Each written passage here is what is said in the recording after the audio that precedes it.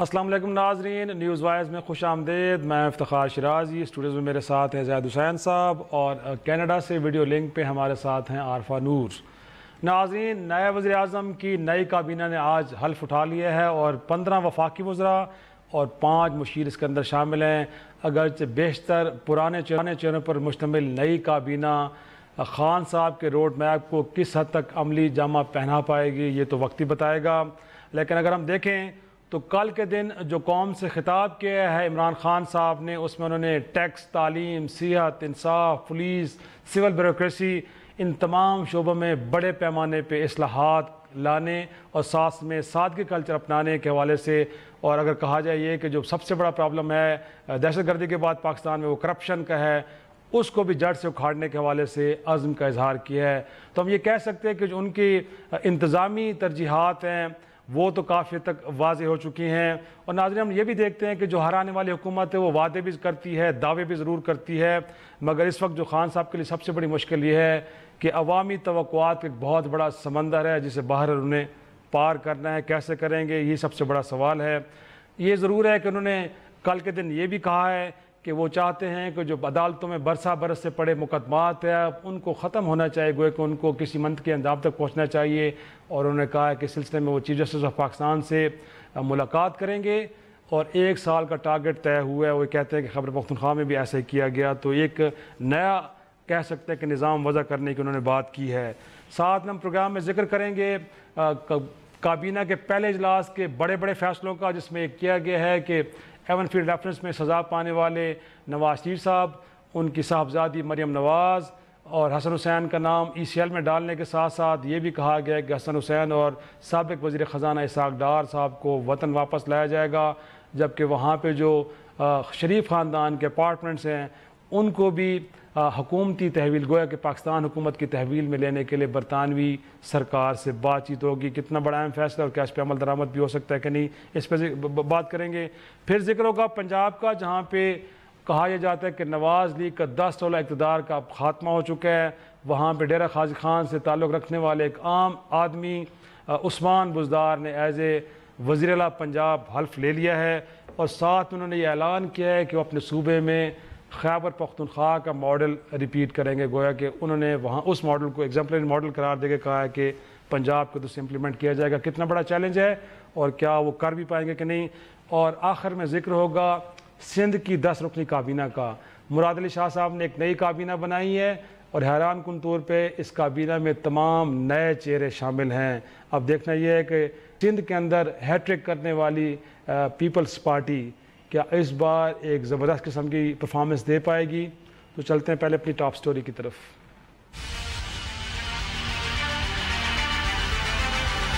मैं सिद्क़ दिल से हलफ उठाता हूँ कि मैं खुलूस नीयत से पाकिस्तान का हामी व वफादार रहूँगा।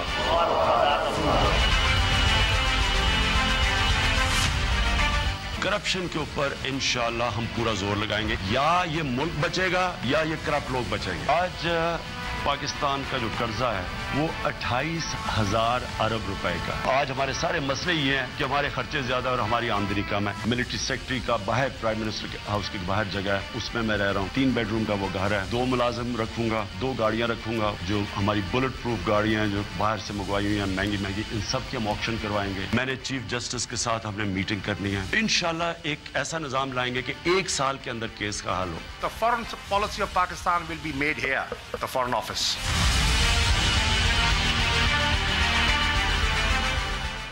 प्रोग्राम एक बार फिर खुश आमदेद। ज़ाहिर साहब कल की स्पीच को थोड़ा सा डिस्कस पहले कर लेते हैं। कुछ कहते हैं कुछ वहाँ पे जो मिसिंग एरियाज थे, एक तो ये है कि एक्सट्रीमिज़म, दहशतगर्दी के हवाले से पाकिस्तान एक बहुत बड़ी जंग लड़ रहा है, कहीं जिक्र नहीं आता। फिर कश्मीर के हवाले से भी जब आप पाकिस्तान इंडिया रिलेशंस की बात करते हैं कश्मीर का जिक्र ज़रूरी होता है। साबिक़ हुकूमतों पे भी जहाँ जहाँ उन्होंने इसका जिक्र नहीं किया बड़ा स्ट्रॉन्ग क्रिटिसिज्म आया है, वो भी नहीं था। پھر لوگ یہ بھی کہتے ہیں کہ جی کل کی جو سپیچ تھی ان کی لگتا ہے کہ یوتھ کنونشن سے خطاب کر رہے ہیں. مسائل تو سب کے سامنے پتہ ہے یہاں بالکل پریویل کرتے ہیں پاکستان کی سوسائٹی کے اندر. یہ حل کیسے ہوں گے؟ صرف سادگی سے ہوں گے جہاں پہ صرف 524 ملازمین جو پرائم منسٹر ہاؤس کے ان کو 2 پہ لے آئیں گے, گاڑیاں جو ہیں وہ 85 سے 2 پہ لے کے آئیں گے. پاکستان کے مسائل اس سے حل ہوں گے یا آپ کے پاس کوئی روڈ میپ بھی ہونا چاہیے تھا؟ آپ کہتے ہیں کہ جی انیشلی ہم یہ کرنے جا رہے ہیں. دیکھیں دو چیزیں ہیں. ایک تو یہ تھا کہ یہ جو انہوں نے یہ ایجنڈا تھا ان کا, یہ نہیں کہنا کافی نہیں ہوگا کہ انہوں نے کوئی وہ حل نہیں کیا. انہوں نے ان چیزوں کی نشاندہی کی جس کو وہ جا کے جس میں اصلاحات لانے کی بات کر رہے ہیں. ان کی اپنی پرائورٹیز سیٹ کی انہوں نے. پرائورٹیز یہ تھی کہ جو میرے خیال پہلے جو آپ کے حکومت تھی اس سے بہت ہی مختلف رکھا ہے. انہوں نے جو یہ بہت ظاہر کیا ہے کہ ان کی جو مین جو ہے ایک لحاظ سے جو ہے پرائورٹیز کہہ لیں یا تو اس میں جو ہے اس سے ایجوکیشن, ہیلتھ یا ان تمام چیزوں کا زیادہ جو ہوگا اس پہ فوکس ہوگا جس کو کہتے ہیں ہیومن ڈیولپمنٹ کے بارے میں. یہ اس سے بہت مختلف ہے. جیسے نواز شریف صاحب کا ایجنڈا تھا جس میں موٹر ویز اور اورنج لائن اس کو فوقیت حاصل تھی. تو یہ تو کہہ سکتے ہیں کہ یہ ایجنڈا جو ہے اس سے بہت مختلف ہے. اس میں عوام کی جو لوگوں کی جو ہے اس کے بارے میں بات کی گئی ہے. اب مسئلہ یہ آتا ہے کہ اس میں پھر ایک لحاظ سے یہ بات بھی کی کہ اسٹرکچرل ریفارم کی پہلے بھی یہ کہتے رہے ہے. پی ٹی آئی کا سب سے بڑا پہلے بھی منشور بھی یہ بات تھی کہ وہ جو ہے ریفارم کریں گے, خاص طور پہ جو لا انفورسمنٹ ایجنسیز ہیں ان کو, اور اس کے ساتھ ساتھ جو ہے جو آپ کے جو ادارے دوسرے ہیں جیسے ایف بی آر ہے, ایف آئی ہے, اس کی پولیس ہے. تو ایک لحاظ سے یہ نہیں کہا جا سکتا ہے کہ وہ صرف جو ہے انہوں نے نشاندہی کی ہے. اس کے بارے میں واضح جو ہے ایک لحاظ سے کہا ہے کہ یہ اس طرح سے ہوں گی. اب مسئلہ یہ آتا ہے کہ اس میں یقینی طور پہ ہر چیز نہیں شامل تھی اور اس میں نہ ہو سکتی تھی. ایک تقریر کے دوران جو ہے یہ نہیں امید کی جا سکتی کہ ہر چیز ہو, لیکن یہ بات ضرور ہے کہ جو ایکسٹریمزم کی بات جو تھی وہ بالکل ہی نہ ہونے کے برابر تھی. اور میرے خیال اس کو ہونا چاہیے تھا, کیونکہ جب ہم مسائل بات کرتے ہیں اس ملک کے جو درپیش ہیں اور جس سے جو ہے اس ملک کی سلامتی کو بھی خطرہ ہے, وہ بہت بڑا جو ہے ایکسٹریمزم ہے. یہ ایک نقطہ جو تھا عمران خان صاحب کا ہمیشہ ایک ویک پوائنٹ رہا ہے پی ٹی آئی کا, اور اس سے پہلے بھی دیکھ لیں جو ان کے جو پہلے بھی تقاریر کیا کرتے تھے اس میں وہ ایکسٹریمزم کی بات کبھی بھی نہیں کرتے ہیں. تو وہی جو ہے ان کی سوچ کی عکاسی بھی کرتی ہے. میرا خیال یہ ہے کہ آئندہ چل کے جو یہ تمام اصلاحات ہیں یہ اس طرح سے پوری نہیں ہو سکتی ہیں اگر اس ملک کے اندر سے جو ایکسٹریمزم کو آپ ختم نہیں کرتے ہیں, اس کو کنٹین نہیں کرتے ہیں. میرے خیال یہ بات سمجھنی چاہیے اور ہونی بھی چاہیے. اب سوال یہ پیدا ہوتا ہے جیسے فارن پالیسی کی, تو میرے خیال انہوں نے فارن پالیسی کو زیادہ وہ نہیں کیا اور صحیح بھی تھا, کیونکہ آج اس فارن منسٹر کی طرف سے ایک بھرپور قسم کی ایک پریس کانفرنس ہوئی. تو میرا خیال یہ ہے کہ یہ بات میں اس سے اتفاق کرتا ہوں کہ اس وقت جو ہے سب سے بڑا مسئلہ جو ہے وہ آپ کا انٹرنل ہے, ڈومیسٹک ہے, ان کے مسائل کا ہے. جیسے معاشی صورتحال ہے آپ کا جو ہے ایک لحاظ سے سیاسی استحکام ہے. تو اس میں جو ہے فارن پالیسی آپ کے گھر سے شروع ہوتی ہے. فارن پالیسی اس کے آئسولیشن میں نہیں دیکھی جا سکتی. لیکن جو نقطہ جہاں پہ چھوڑا زید صاحب نے, عارفہ میں آپ کی طرف آتا ہوں کہ وہ جو پاکستان کے اندر ایک سیاسی استحکام کی بات ہو رہی ہے, کل کی سپیچ کے اندر افہام و تفہیم, سب کو ساتھ لے کے چلنا, یہ ایلیمنٹ بھی مسنگ تھا. اگر عمران خان صاحب نے مسائل کو حل کرنا ہے تو سب کو ساتھ لے کے چلنا پڑے گا.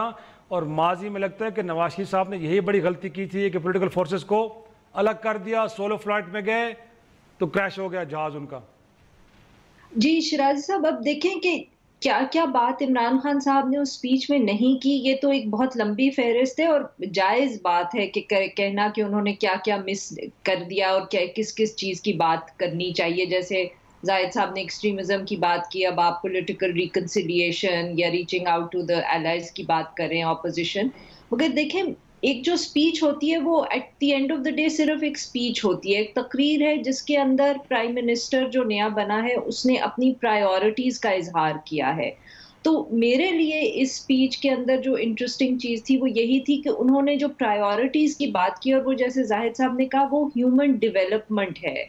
انہوں نے شروع اپنی سپیچ جہاں سے کی, انہوں نے اکانومی کی وہ بات کی جو ہر میرے خیال میں لیڈر آ کے کرتا ہے کہ بیلنس آف پیمنٹس کا کرائسس ہے, ٹیکسز کا ایشو ہے. مگر پھر انہوں نے ایک ایکس رے دکھایا ہمیں, اور ہمیں انہوں نے لوگوں کو بتایا کہ سٹنٹڈ گروتھ کی وجہ سے بچوں میں کیا مسئلہ ہوتا ہے.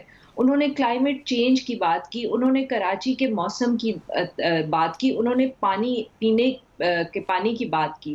سو یہ جو ایشوز تھے میرے لیے زیادہ سے زیادہ یہ جو اسپیچ تھی اٹ جسٹ شوڈ کہ عمران خان صاحب کی پرائیورٹی جو ہے وہ کیا ہوگی, ان کی حکومت کی کیا ہوگی, وہ ہیومن ڈیولپمنٹ رہے گی جیسے زاہد صاحب نے کہا. اب ہمیں دیکھنا یہ ہے کہ وہ اس کو کس طرح امپلیمنٹ کرتے ہیں, اور وہاں آپ کا جو پوائنٹ ہے وہ بہت اہم ہے کہ اس سے ہمیں پتہ چلے گا, اور یہ ہم نے اب جن کو جج کرنا ہے کہ یہ اس کو امپلیمنٹ کیسے کرتے ہیں, اس کے لیے وہ کیا لیجسلیشن کر پاتے ہیں, لیجسلیشن کرنے کے لیے وہ اپوزیشن کے ساتھ گفتگو کرتے ہیں کہ نہیں, ان کو ساتھ لیتے ہیں کہ نہیں, یہ سب چیزیں تو ہمیں دیکھنی پڑیں گی. مگر ابھی ایز آئی سیڈ صرف پرائیورٹی کی بات ہے. میں جب کل وہ اسپیچ سن رہی تھی تو مجھے یاد آئی جو 97 کے اندر نواز شریف صاحب جب پاور میں آئے تھے تو انہوں نے جو اسپیچ کی تھی, اور اس میں کیا اہم بات تھی جو جس سے مجھے ان کی پرائیورٹیز اس وقت کی یاد رہتی ہیں, وہ یہ تھی کہ انہوں نے کہا میں جمعے کی چھٹی بند کر رہا ہوں, میں اتوار کی چھٹی کروں گا, کیونکہ ہمیں اگر ساری دنیا کے ساتھ بزنس کرنا ہے تو پھر ہمیں چھٹی بھی اسی دن کرنی چاہیے جس دن ساری دنیا چھٹی کرتی ہے, تاکہ ہم مارکیٹس جب ان کی کھلی ہیں تو ہماری بھی کھلی ہوں. سو اس سے ان کی حکومت کی آپ کو پرائیورٹیز نظر آتی تھیں کہ وہ بزنس کے پوائنٹ آف ویو سے دیکھ رہے تھے. سو اس سے آپ عمران خان صاحب کی کل کی اسپیچ کو کانٹراسٹ کر سکتے ہیں کہ this is a speech, it is about priorities. اب وہ اس کو کس طرح امپلیمنٹ کرتے ہیں اور کس حد تک کرتے ہیں, یہ ہم نے ان کو اگلے 5 سال جج کرنا ہے اس پہ, اور ان کو یہ بھی بتانا ہے کہ کیا. تھوڑا سا بریک لیتے ہیں عارفہ جی یہ خبریں بھی آ رہی ہیں عارفہ کہ نجم سیٹھی صاحب نے چیئرمین پی سی بی کے عہدے سے استعفیٰ دے دیا ہے. کہا امید یہی کی جا رہی تھی کہ شاید وہ اس رجیم میں کنٹینیو نہیں کریں, اور یہی ہوا کہ انہوں نے اس عہدے سے استعفیٰ دے رہی ہے. ایک چھوٹی سی بریک دے لیں گے اور بریک کے بعد ہم ذکر کریں گے کابینہ کا پہلا اجلاس, اس کے بڑے فیصلے جس کے اندر شریف خاندان کے افراد کا نام ای سی ایل میں ڈالا گیا ہے. کیا واقعی یہ وقت کی ڈیمانڈ تھی یا پھر اس سے یہ تاثر ابھرے تھا کہ انتقامی کارروائی کا آغاز ہو گیا؟ ایک چھوٹی سی بریک کے بعد ڈسکس کرتے ہیں.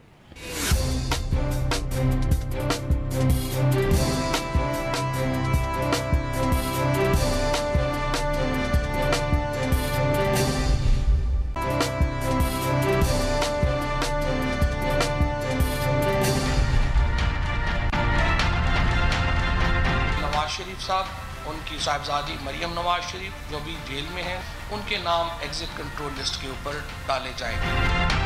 اسحاق ڈار, حسن نواز شریف اور حسین نواز شریف یہ پاکستان کے فرار مجرم ہیں, اور ضروری ہے کہ ان کو واپس لایا جائے تاکہ وہ احتساب کا عمل کا سامنا کریں. ایون فیلڈ پراپرٹیز, یہ پراپرٹیز پاکستان کے عوام کی ملکیت ہے. آج کابینہ نے وزارت قانون کو یہ ہدایت دی ہے کہ وہ ان جائیدادوں کی اٹیچمنٹ کے لیے برطانیہ کی عدالت سے رجوع کریں. ظاہر صاحب, ایک تو یہ جو ابھی 2 ایپلیٹ کورٹس رہتی ہیں, ہائی کورٹ بھی رہتی ہے, سپریم کورٹ بھی رہتی ہے. فواد چودھری صاحب جو کابینہ کے فیصلہ سنا رہے تھے ہمیں کہ جو ایون فیلڈ پراپرٹیز ہیں یہ بھی اب پاکستان ان کو حاصل کرے گا, برطانیہ حکومت سے نیگوشیٹ کرے گا. نواز شریف صاحب اور ان کی صاحبزادی مریم جو ہے دونوں جیل میں سزا کاٹ رہے ہیں. تو اس وقت جو ہے ایک یہ اعلان کرنا کہ ان کو ای سی ایل پہ ڈالا جا رہا ہے تو پھر عجیب سی بات ہے, جبکہ اگر کبھی بعد میں اگر کوئی صورتحال ایسی ہوتی تو اس میں سمجھ میں آ سکتی ہے, لیکن آج سمجھ میں آتی ہے. آزاد شہری دنیا سزا. دوسری بات یہ ہے کہ جہاں تک حسن حسین کا تعلق ہے, ان کو بھی ای سی ایل میں پہلے بھی شاید اب ان کو ای سی ایل میں ڈالنے کا کوئی فرق نہیں, کیونکہ اس ملک پہ باہر ہیں. کوئی سمجھ میں نہیں آتی کہ جب ملک سے باہر ہیں تو اندر تو آئیں گے تو تب جا کے کوئی فائدہ ہوگا آپ کو. مطلب یہ تو پہلے تو آپ کو ان کو بلانا چاہ رہے ہیں تو پھر ای سی ایل میں ڈالنے کا کیا کوئی تک نہیں بنتی ہے, کیونکہ جب آپ کی تو اس وقت خواہش یہ ہے کہ اب وہ ملک سے واپس آئیں اور جو ان کے چارجز ہیں وہ فیس کریں. وہ صحیح بات ہے کہ جو ہے, اور ان کو جو پہلی بات پہلے بھی کئی دفعہ آج ہوئے ریڈ وارنٹ جاری کر دیے گئے ہیں, ان کو ملک میں لایا جائے گا. میرے خیال اتنا آسان بھی نہیں ہوگا, لیکن مجھے لگتا ہے صرف ریٹرک تک کی بات ہے, اس سے زیادہ کوئی ان کو بھی سمجھ میں آتی ہے. یہ آپ کی بات بالکل صحیح ہے کہ ابھی تو بہت سارے مراحل باقی ہیں کیسز کے, اس کے بعد یہ کہا جا سکتا ہے ابھی جو ہے ایون فیلڈ کا جو اتنی آسانی کے ساتھ جو ہے آپ کو نہیں مل جائے گا. اور یعنی میں خیال یہ کہ ان چیزوں کو اگر نہ فی الحال چھیڑا جاتا تو بہتر تھا. Leave it to the court کا فیصلہ کرنے دیں, بجائے اس کے کہ آپ جو ہیں اس کے اوپر جو ہے پوزیشن لیں. عارفہ انفیکٹ یہی بات ہو رہی تھی, ایک پولیٹیکل ہارمونی کی بات ہم کر رہے ہیں, پولیٹیکل فورسز کو ساتھ لے چلنے کی بات کر رہے ہیں, بٹ اس طرح کے اقدامات جب آپ لیں گے, اگرچہ نون لیگ آپ کی رائول پارٹی، آپ اس کے خلاف الیکشن لڑے ہیں، لیکن کچھ اور فورسز بھی ہیں جو چاہ رہی ہیں کہ حکومت کو سپورٹ کی جائے، حکومت کے ساتھ چلا جائے، اچھی قانون سازی میں آپ کی مدد کی جائے. لیکن یہ اگر جس طرح زید صاحب بھی کہہ رہے ہیں کہ تھوڑے سے اننیسیسری ایکشنز تھے جو آپ نے لیے ہیں، تو پھر آپ دیگر لوگوں کو بھی تو خوف زدہ کر رہے ہیں، تو پھر وہ بھی آپ کے ساتھ تو کھڑے نہیں ہوں گے فیوچر میں. شہراز صاحب دیگر لوگوں کا تو مجھے اس وقت معلوم نہیں ہے کہ وہ خوف زدہ ہوں گے یا نہیں ہوں گے، بٹ وہی بات جیسے آپ اور زاہد صاحب کہہ رہے بالخصوص ہیں. پیپلز پارٹی عارفہ.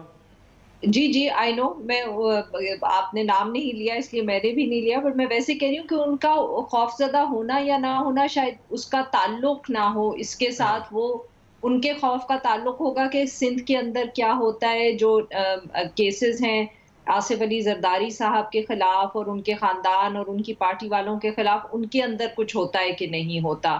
وہ یہ نہیں دیکھیں گے کہ پی ایم ایل این کے ساتھ کیا ہو رہا ہے اور اس سے شاید پریشان نہ ہو. مگر وہی بات یہ ہے کہ مفاہمت کلیئرلی جو ہے پی ٹی آئی کے لیے اس وقت ایجنڈے پہ نہیں ہے. انہوں نے آ کے ایک بہت جس کو ہم کہتے ہیں پاپولسٹ سی اناؤنسمنٹس کی ہیں، کیونکہ انہوں نے کرپشن پہ اور اکاؤنٹیبلٹی پہ بہت شور ڈالے رکھا ہے. جو پارلیمنٹ کے اندر اس دن عمران خان صاحب نے اسپیچ کی اس میں بھی انہوں نے اسی طرح کی گفتگو کی تھی. تو اب وہ اس کا وہ دکھا رہے ہیں کہ ہم کتنے اس کے اوپر سنجیدہ ہیں، اور اس لیے آتے ساتھ انہوں نے ایسی اناؤنسمنٹس کر دی ہیں جن کا کوئی مطلب نہیں ہے. جیسے کہ آپ دونوں نے کہا کہ جو لوگ جیل میں ہیں ان کو ECL پہ ڈالنے کا کیا فائدہ ہے ان کا نام، بٹ وہ ایک فیصلہ تھا جو پینڈنگ تھا کافی عرصے سے، کیونکہ پی ایم ایل این کی حکومت اور ان کی کیبنٹ نے بھی یہ فیصلہ نہیں کیا، پھر کیئر ٹیکر گورنمنٹ نے بھی نہیں کیا، تو اب یہ ایک امیڈیٹلی آ کے انہوں نے کر لیا ہے. اور اسی طرح باقیوں کے نام کہنا کہ ان کو ہم واپس لے کے آئیں گے یا یہ کریں گے. سو یہ بالکل ایک پاپولسٹ سا میجر ہے، اپنے سپورٹ بیس کے لیے پی ٹی آئی نے کیا، اور اگر یہ نہ کرتے تو بہتر ہوتا، کیونکہ اس وقت ضرورت ملک کے اندر یہی ہے کہ پارلیمنٹ کے اندر جتنی بھی پولیٹیکل پارٹیز بیٹھی ہیں اور جتنی بھی ناراض ہیں، کچھ نہ کچھ کوشش تو پی ٹی آئی کو کرنی چاہیے ان سے گفتگو کرنے کی. ان کے اسپیکر تو جا کے مل رہے ہیں ان لوگوں سے کہ بھئی آپ ہم سے بات کریں، گفتگو کریں، پارلیمنٹ کے اندر شور شرابہ کم ہو، زیادہ ڈیبیٹ اور اس طرح کی بات ہو. بٹ کلیئرلی عمران خان صاحب کا کچھ موڈ جو ہے وہ فرق ہے. جی اصل چیز یہ ہے کہ یہ تمام چیزیں کورٹ میں ہیں، اور آپ کو کورٹ کے ہی فیصلے کا انتظار کرنا چاہیے بجائے اس کے کہ جو آپ اپنی طرف سے یہ ساری باتیں کریں.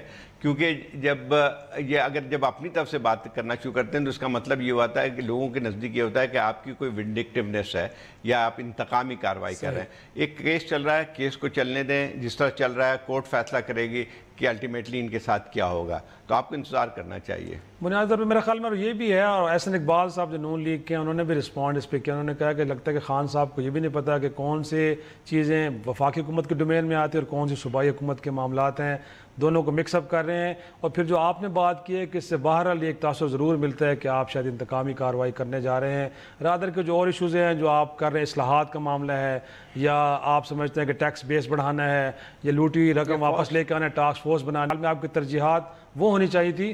اور ساتھ میں سر پولیٹیکل فورسز کو انگیج کرنا چاہیے. وہ جماعت جس کے 60 میں نے آپ کے فلیگ تلے الیکشن لڑے ہیں سر. اس میں ایک خالی فرق ہے کہ انگیج سے اس کا کوئی مقصد نہیں ہے. اگر فرض کی اس کو لیگل کورس جو ہے اس کو اپنی طور پہ رہنے دیں، صحیح. آپ اس کا مطلب یہ نہیں ہوتا ہے کہ جو ہے ہم کوئی مفاہمانہ جو ہے وہ تو اس وقت ہوتی ہے کہ جب آپ پارلیمنٹ کے اندر لوگوں سے کیا کس طرح سے ڈیل کرتے ہیں. صحیح، بالکل ٹھیک ہے. انفیکٹ چیزوں کا وہ ان کے اپنے جو ڈیو کورس ہے اس کے حساب سے چلنا چاہیے، اس میں انٹروین نہیں کرنا ہے. ایک چھوٹا سا بریک لیتے ہیں، بریک کے بعد ذکر ہوگا پنجاب کا، جہاں پہ ایک غیر معروف شخص نے چیف منسٹر کے طور پہ عثمان بزدار کا ذکر ہو رہا ہے، منصب سنبھالا ہے، اور کہا یہ ہے کہ خیبر پختونخوا کے اندر پچھلے 5 سالہ کا جو ماڈل تھا وہ امپلیمنٹ کریں گے پنجاب کے اندر. کتنا امپریسو ہے اور کیا تبدیلی لے کے آئے گا؟ چھوٹی سی بریک کے بعد زید صاحب سے پوچھتے ہیں، عارفہ سے بھی پوچھتے ہیں.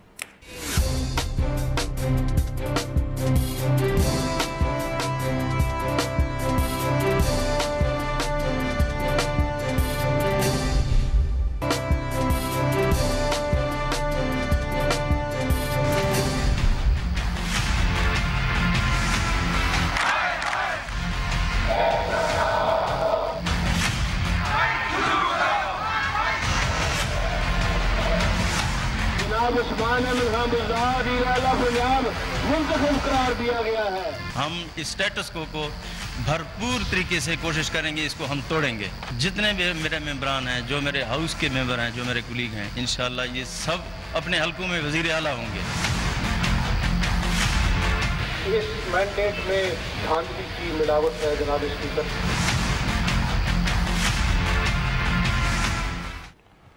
میرے تمام ایم پی ایز اپنے اپنے حلقوں میں چیف منسٹر ہوں گے. عثمان بزدار آ گئے سر, عام آدمی آ گئے پنجاب میں اور کہہ یہ رہا ہے کہ کے پی کے کا ماڈل بڑا بیسٹ ہے, وہ اس کو اٹھا کے لے آئیں گے اور یہاں پہ اسٹیٹس کو توڑیں گے. اگرچہ شہباز شریف کا کہا جاتا ہے کہ ڈیولپمنٹ ماڈل کے ساتھ چلتے ہیں, بڑے ترقیاتی کام کیا, انہوں نے کہا کچھ بھی نہیں ہوا, بہت پنجاب بڑا پنجاب پسماندہ ہے اور ہم ترقی کی ایک نئی لہر لے کے آئیں گے. آپ کو لگتا ہے تو یہ بتائیے سر کہ واقعی جو کے پی کے کا ماڈل تھا بڑا زبردست تھا؟ نہیں دیکھیں, دو چیزیں. ایک تو یہ بات ہے کہ ابھی تک یہ معمہ حل نہیں ہو سکا ہے کہ سارے لوگوں کو چھوڑ کے جو ہے انہوں نے عثمان بزدار صاحب کو کیوں وزیر اعلیٰ بنایا ہے, کیونکہ اس پہ خاصی ان کی اپنی پارٹی کے اندر بھی جو ہے, پی ٹی آئی کے اندر بھی جو ہے اس بارے میں کافی تجسس پایا جاتا ہے کہ یہ جو ہے اس کو کس طرح سے کیا گیا. پسماندہ علاقے سے ہونا میرٹ تو نہیں ہے نا. دوسری بات یہ کہ یہاں پہ پسماندہ علاقے سے ہیں تو اس کا مطلب یہ اس سے پہلے بھی جو ہیں اس قسم کے جو عہدوں پہ بڑے بڑے عہدوں پہ فائز ہوئے.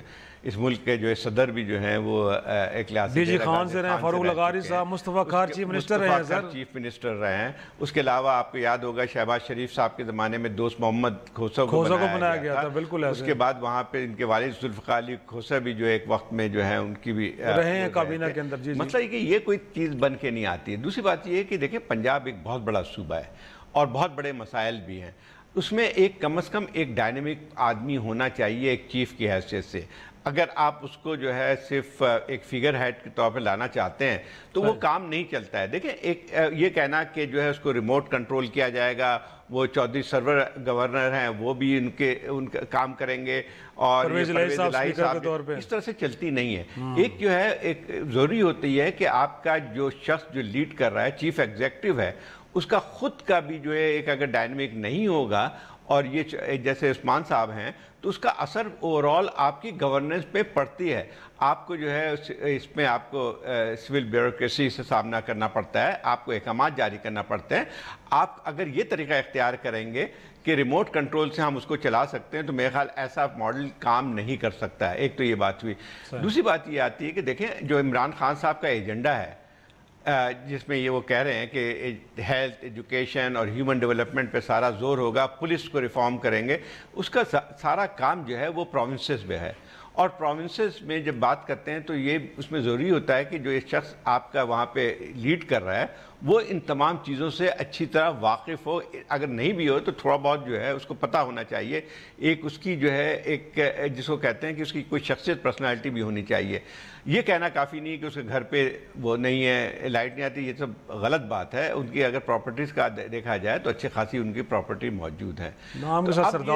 یہ کسی کی سمجھ میں نہیں آ رہی ہے کہ کس کے کسی کے نامنیٹڈ تھے. اگر یہ کہا جاتا ہے سٹاپ گیپ ارینجمنٹ, جو ہے سٹاپ گیپ ارینجمنٹ نہیں کام کرتی ہے, یہ غلط طریقہ ہے. عارفہ انفیکٹ وہی جو بات زاہد صاحب بھی کر رہے ہیں کہ اگر آپ نے چودھری سرور صاحب, پرویز الہی, پھر ناصر درانی جو سابق آئی جی رہے ہیں کے پی کے اندر, ان لوگوں کے ذریعے ایک چلانا ہے تو پھر یہ کس طرح کا چیف منسٹر ہے؟ اس کی اپنی ذاتی حیثیت کیا ہے, اس کا اپنا ویژن کیا ہے؟ تو یہ تو ایک سیریمونیل سا آپ نے عہدہ بنا دیا ہے. اگرچہ دیکھا جائے تو انتظامی طور پہ سب سے اہم عہدہ چیف منسٹر کا ہوتا ہے, بٹ آپ کہہ رہے ہیں کہ وہ کسی کے سپورٹ کے ساتھ چلے گا, خود کو کچھ نہیں کرے گا. وہ شیراز صاحب اصل میں ایشو یہ ہے کہ ابھی تک جتنی بھی زیادہ تر جو چوائسز کی ہیں عمران خان صاحب نے ایز پرائم منسٹر, وہ جس کو ہم انگریزی میں کہتے ہیں انسپائرڈ نہیں ہے. ان کی جو آپ فیڈرل کیبنٹ بھی دیکھیں تو اس میں کوئی اس قسم کے لوگ یا اس قسم کے پورٹ فولیوز نہیں تھے جس سے کہ ہم کوئی بہت زیادہ پر امید ہوں. مگر ایشو صرف یہ ہے کہ انہوں نے جہاں ایک ٹیم رکھی ہے اسلام آباد میں, اور وہاں لاجک ہمیں یہ بتائی جا رہی ہے کہ عمران خان صاحب نے سب اہم عہدے جو ہیں اپنے پاس رکھے ہوئے ہیں, انٹیریئر, FIA, اس طرح کی چیزیں, کیونکہ وہ نہیں چاہتے کہ کسی قسم کا پولیٹیکل انفلوئنس ہو. تو یہاں تو اس جو سینٹر میں ہم دیکھ رہے ہیں وہ ایک ایسی سچویشن ہے جس میں لگ رہا ہے کہ وہ ایک ون مین شو نہ بن جائے, کہیں ڈر ہے اس بات کا. اچھا, جہاں پنجاب ہے, پنجاب کے اندر سچویشن سو فار بالکل مختلف ہے، کیونکہ وہاں ہمیں باتیں جس طرح کہ آپ نے اور زاہد صاحب نے بھی کہا کہ جو چیف منسٹر صاحب آئے ہیں وہ لگ رہا ہے کہ وہ بالکل ایک کمزور چیف منسٹر ہوں گے، وہ شہباز شریف جیسا ایک ون مین شو نہیں ہوگا اور بہت سارے پاور سینٹرز ہوں گے.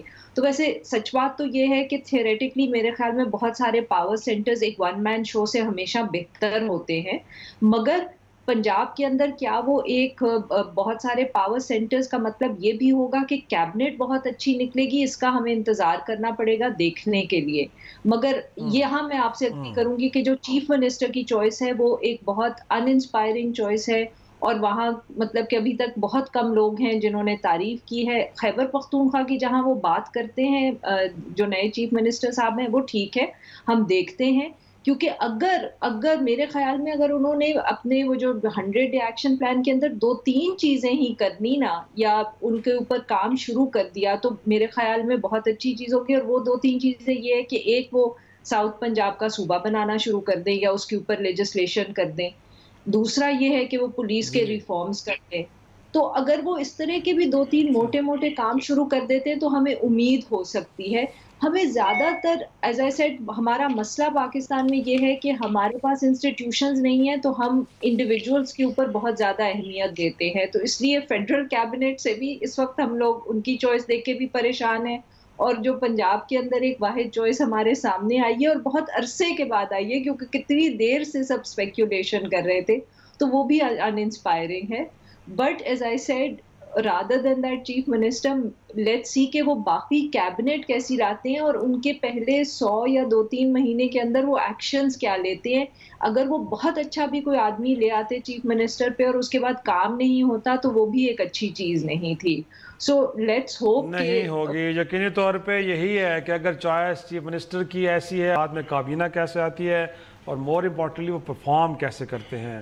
ایک چھوٹا سا بریک لیتے ہیں اور بریک کے بعد سندھ کابینہ کا بھی ذکر کرتے ہیں. مراد علی شاہ صاحب نے 10 رکنی کابینہ بنائی ہے، کتنی انسپائرنگ ہے، کتنی مؤثر ہوگی وہاں پہ ایک نیا ڈیولپمنٹ ماڈل سیٹ کرنے کے لیے. اس پہ بحث کریں گے ایک چھوٹی سی بریک کے بعد.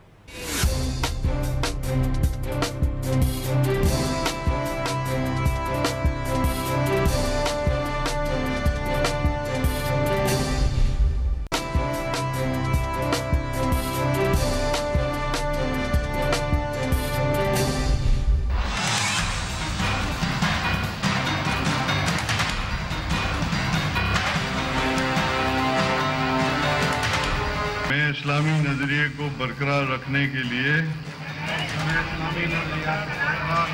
کوشاں رہوں گا جو قیام پاکستان کی بنیاد ہے.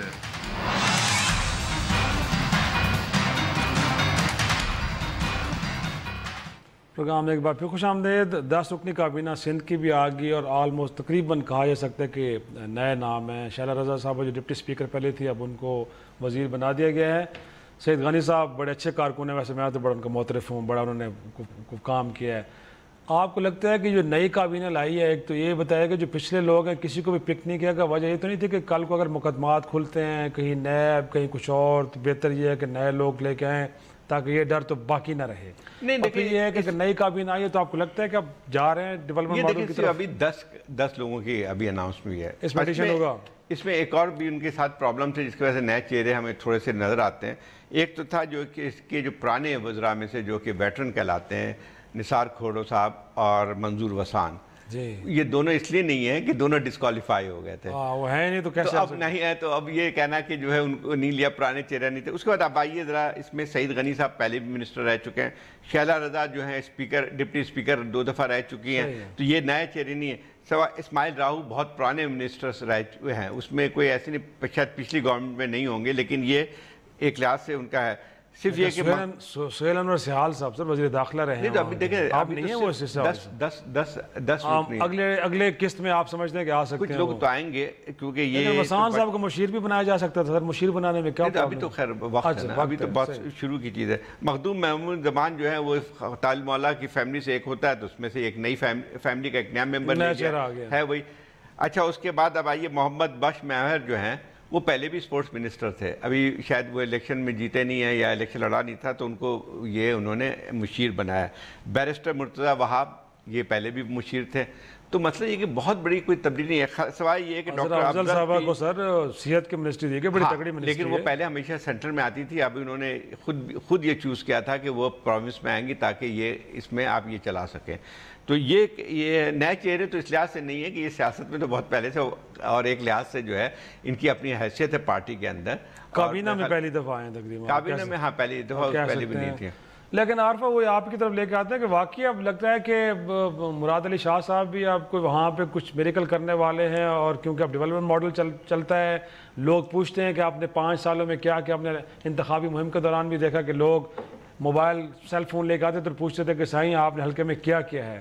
تو اب آپ کو لگتا ہے کہ نئے چہروں کے ساتھ, نئے عزم کے ساتھ آئے ہیں تو کچھ کرنے والے بھی ہیں مراد علی شاہ صاحب؟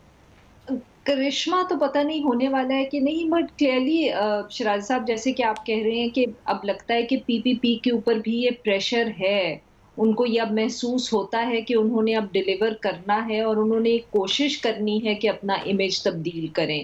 اب میرے خیال میں جب انہوں نے قائم علی شاہ صاحب کو مراد علی شاہ صاحب سے ریپلیس کیا تھا تو اس کے پیچھے بھی شاید تھوڑی بہت منطق یہی تھی کہ ان کو اب زیادہ ایک ینگ اور ڈائنامک انسان چاہیے تھا جو زیادہ ایفرٹ کرتا میڈیا کے ساتھ بھی, اور لگتا کہ ایک نیا چہرہ ہے پی پی پی کے لیے. قائم علی شاہ صاحب کا ایشو یہ نہیں تھا کہ وہ پرفارم نہیں کر سکتے تھے یا کچھ, بٹ ان کا ایک امیج جو ایک بن گیا تھا, وہ politics is mostly about perception اور لارجلی اباؤٹ پرسیپشن. تو قائم علی شاہ صاحب کا جو ایک امیج تھا وہ ایک امیج ایسا نہیں تھا جس سے پی پی پی کو ایک ڈائنامک چہرہ ملتا. تو مجھے لگتا ہے کہ مراد علی شاہ صاحب کے ساتھ جو انہوں نے تبدیل کیا اس کے پیچھے بھی یہ وجہ تھی. ہو سکتا ہے کہ بلاول بھٹو صاحب کی بھی اب شاید تھوڑی بہت سے ہو, اگر مرتضیٰ وہاب جیسے لوگ کیبنٹ کے اندر آ رہے ہیں تو سارے اگر پرانے چہرے نہیں ہیں تو تھوڑے سے نئے چہرے تو ہیں, ینگ چہرے تو ہیں. مگر ساتھ ساتھ زرداری صاحب کی بہن بھی اس کیبنٹ کا حصہ ہیں, نیشنل اسمبلی سے وہ ادھر آئی ہیں. تو another way of interpreting it could be کہ زرداری صاحب کو اب یہ تو معلوم ہے کہ سینٹر میں ان کی حکومت نہیں بن رہی, تو وہ اپنے جو ان کے ٹرسٹڈ لوگ ہیں ان کو وہ سندھ کے اندر اکوموڈیٹ کر رہے ہیں جہاں ان کی. لیکن آصف علی زرداری صاحب کی کیبنٹ نہیں ہے یہ مجھے لگ رہا ہے یہ آصف علی زرداری کی کیبنٹ نہیں ہے, یہ بلاول کی کیبنٹ ہے. ٹھیک کہہ رہے ہیں, میرے خیال میں یہی لگتا ہے کہ بلاول. جی لاسٹ ورڈ. جی عارفہ وقت ختم ہو رہا ہے, ورنہ ضرور آپ سے پوچھتے ہیں جو سوال اٹھایا زاہد صاحب نے کہ زرداری صاحب کی کابینہ ہے یا پھر بلاول کی. آج کا شو یہی ختم کرتے ہیں, پھر ملاقات ہوگی, تب تک کے لیے خدا حافظ.